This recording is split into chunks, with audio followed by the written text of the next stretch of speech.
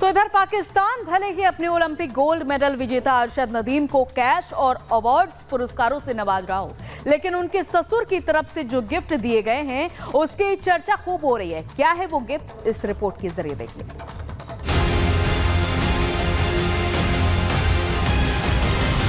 Pakistan Olympic में medal क्यों नहीं ला पाता है? पाकिस्तान से चैंपियन क्यों नहीं निकलते हैं? भला निकलेंगे भी कैसे? न सुविधा है न सम्मान। यकीन नहीं आता तो इस तस्वीर को गौर से देख लीजिए। टी शर्ट पहने खड़ा ये शख्स गोल्ड मेडलिस्ट है, नाम है अरशद नदीम। मगर आदत से लाचार पाकिस्तान उनसे कैसे पेश आ रहा है आप खुद ही देखिए। कोई ऑल्टो कार गिफ्ट करने का ऐलान कर रहा है तो कोई भैंस, और ये शख्स तो घर आकर जैसे उनकी बोली लगा रहा हो, हाथ में पैसे पकड़ा रहा है। कमाल महसूस थे, दिल खुश थी ये ते मैं इन्हां दे कोल आया इन्हां को इनाम लेवन वास्ते कि इन्हां वाकई तीर मारे। ये देखें जी, हक अदा किया है शहजाद हकीम साहब। इनको इनके घर पर इनकी हौसला अफजाई के लिए कुछ रकम है वो इनको इनाम देने के लिए आए हैं। मरियम हैं आप, भैंस गिफ्ट करेंगे।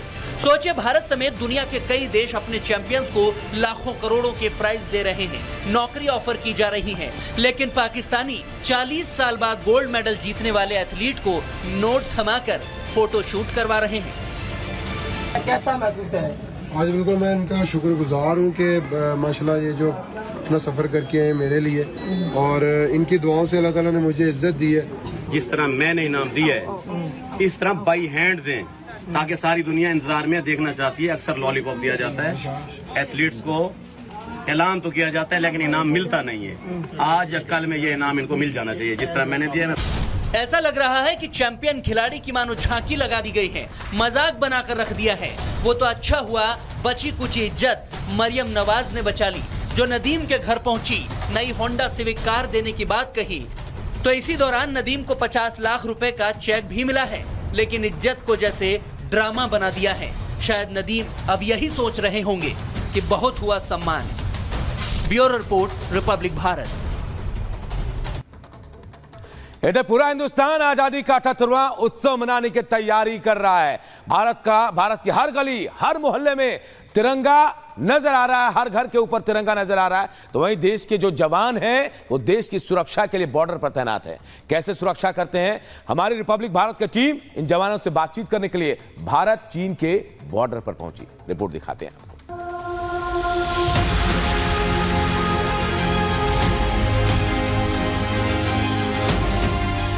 लद्दाख का वो पूर्वी बॉर्डर जहां 19,000 की फीट पर पहाड़ों की चोटियां हैं, 12 महीने हड्डियों को कपा देने वाली बर्फीली हवाएं चलती हैं। अक्टूबर 1962 जब चीन के आक्रमण को हमारी सेना ने सीमा से 30 किलोमीटर दूर चुशूल गांव में रोक दिया था। चुशूल जो लेह से करीब 200 किलोमीटर पूरब की ओर है।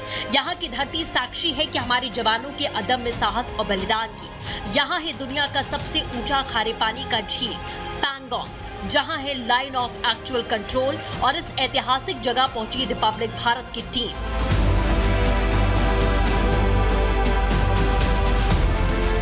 लेह का चुशूल इलाका सामरिक दृष्टि से काफी अहम है। पैंगोंग झील से जुड़ा चुशूल मैदानी इलाके में भी है और पहाड़ी में भी।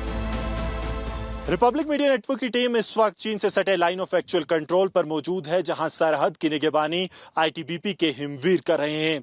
इस वक्त हम पैंगोंग त्सो लेक के किनारे पर मौजूद हैं और यहाँ पर एक तरफ जहाँ नॉर्थ बैंक पे हम मौजूद हैं, दूसरी तरफ साउथ बैंक है।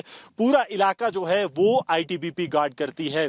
हर एक मूवमेंट पर यहाँ पर नजर रखी जा रही है। आप देखेंगे आईटीबीपी के हिमवीर जो हैं वो इस सामरिक दृष्टि से सबसे महत्वपूर्ण इलाके पर नजर बनाए हुए हैं। हर एक गतिविधि की जो रिपोर्ट है वो टॉप ब्रास तक पहुंचती है, कमान तक पहुंचती है। लद्दाख सबसे जटिल इलाका है। इसकी एक सीमा पाकिस्तान से तो दूसरा पूर्वी हिस्सा चीन से लगता है। ये वो इलाका है जिस पर चीन की बुरी नजर हमेशा रहती है। चीन घात लगाए बैठा रहता है, मौके की तलाश में रहता है कि किस तरह इस महत्वपूर्ण हिस्से को कब्जे में लाया जाए। लेकिन चालबाज चीन की हर कोशिश नाकाम करते हैं हमारे हिमवीर। ठीक सामने अगर बात की जाए चंद मीटर और चंद किलोमीटर की दूरी पर चाइनीज PLA है, जिस पर भरोसा नहीं किया जा सकता। और यही कारण है कि 24 घंटे लगातार ITBP के हिमवीर यहाँ पर तैनात रहते हैं और ये जो एडवांस दूरबीन के जरिए पूरे इलाके पर नजर रखी जाती है। एक तरफ नॉर्थ बैंक, दूसरी तरफ साउथ बैंक, और पूरे इलाके को ITBP जो है वो सुरक्षित किए हुए है, क्योंकि चीन और भारत दोनों के लिए सामरिक दृष्टि से ये बेहद ज्यादा महत्वपूर्ण है। और उसके साथ साथ हमने लगातार पिछले 4 से 5 सालों में देखा कि किस तरह से चीन की तरफ से कोशिशें भी की गई इस पूरे इलाके में कि कहीं ना कहीं वो एक एग्रेसिव पोस्चर ले पाए। चुशूल घाटी आखिर इतनी महत्वपूर्ण क्यों है? चुशूल एक स्ट्रैटेजिक पॉइंट है। चीन इस इलाके पर कब्जा कर लद्दाख पर नियंत्रण पाना चाहता है। 62 में चीन की कोशिश नाकाम रही। पैंगोंग झील के बीच में LAC है। चीन पूरे झील पर कब्जा चाहता है, लेकिन सीमा पर तैनात भारतीय शूरवीर हर साजिश को नाकाम करते हैं। हालांकि इस इलाके की चुनौतियां भी हैं। करीब 15,000 फीट की ऊंचाई पर स्थित इस इलाके में जवानों को कई चुनौतियों का सामना करना पड़ता है।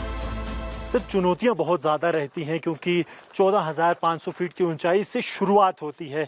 तो किस तरह से इन चुनौतियों से जो है आप और आपके जो सैनिक हैं, हिमवीर हैं, वो पार पाते हैं?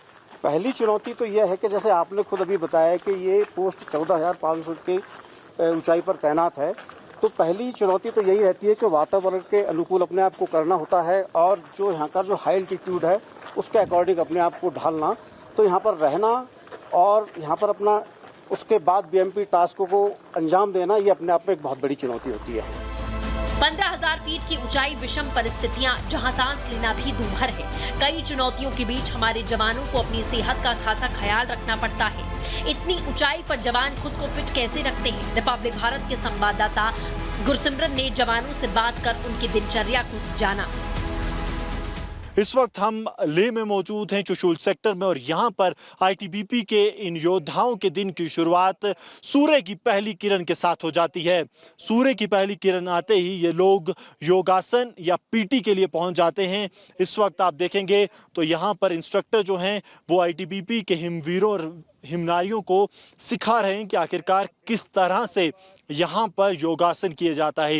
ये योगासन इसलिए ज़्यादा ज़रूरी है क्योंकि 14,500 फीट की ऊंचाई पर सांस लेना अपने आप में बड़ी चुनौती है और सबसे पहले इस चुनौती से ही पार पाना है, उसके बाद ही दुश्मन को मुंह तोड़ जवाब दिया जा सकता है। हमारे दिन की शुरुआत सर सबसे पहले तो PT से होती है, उसके बाद हम डेली योगा करते हैं सर, क्योंकि हमको मानसिक रूप से सक्षम और फॉरवर्ड पोस्ट में ड्यूटी के लिए हमेशा तैयार होना पड़ता है। इसीलिए हम PT और योगा पे ज़्यादा वर्क करते हैं। कठिन परिस्थितियों में भी भारतीय सेना के जवानों के हौसले बुलंद हैं। हौसले बुलंद हैं दुश्मन को 1 इंच भी आगे नहीं बढ़ने देने के। हौसले बुलंद हैं कि 1 इंच भी हमें पीछे नहीं हटना है। रोजाना तैयारी ऐसी होती है जैसे दुश्मन सामने हो।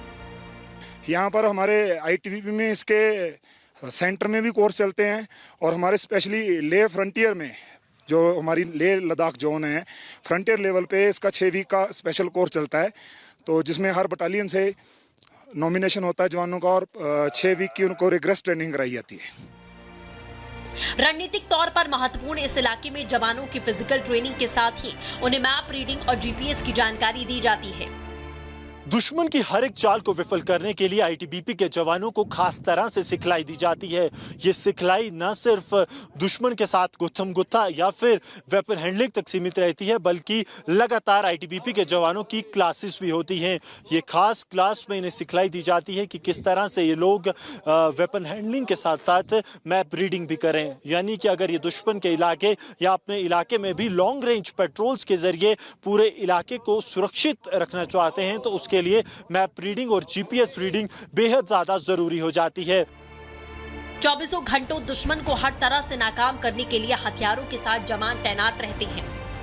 इस वक्त हम चुशूल सेक्टर के फॉरवर्ड लोकेशंस पर मौजूद हैं और यहाँ पर भारतीय ITBP किस तरह से तैयार है वो हम आपको दिखा रहे हैं। ये ITBP का आर्सनल पावर है, यानी कि वो हथियार जो दुश्मन की किसी भी नापाक हरकत को मुंह तोड़ जवाब देने के लिए पूरी तरह से तैयार हैं, जिसमें 81 mm मोटार है, MMG है, उसके साथ साथ जो 84 mm मोटार है, उसके साथ साथ जो छोटी गन्स हैं, हर एक चीज़ यहाँ पर ITBP के पास मौजूद है। इसका ये लाइट ट्रेजेक्टरी वेपन है सर। इसका इस्तेमाल हम जब करते हैं जब दुश्मन हमें दिखाई ना दे या किसी डेप्थ में बैठा हुआ है, किसी पहाड़ी के पीछे छिपा हुआ है, तो उसे हम खत्म करने के लिए इस वेपन का इस्तेमाल करते हैं।